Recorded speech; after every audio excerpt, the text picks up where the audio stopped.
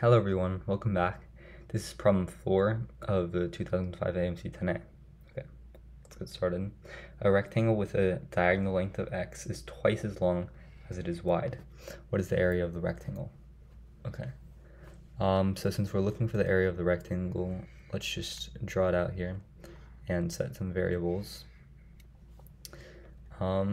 So we know that we have a diagonal of length x, right?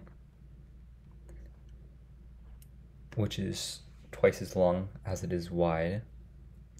So we know that this is, so we can set this as L and this is 2L, since its height is half of its width, right? So its area would just be 2L times L, which is 2L squared.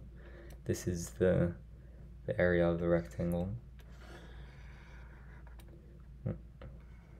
And now we can just apply Pythagorean's theorem. So we have 2L squared plus L squared equals x squared.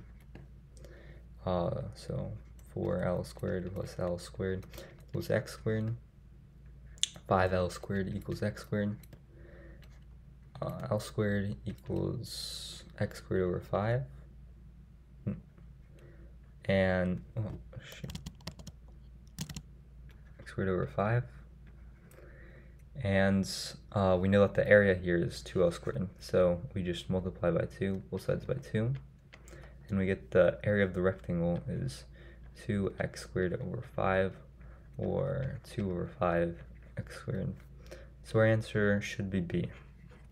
Thanks for watching. Hope I see you in my next video.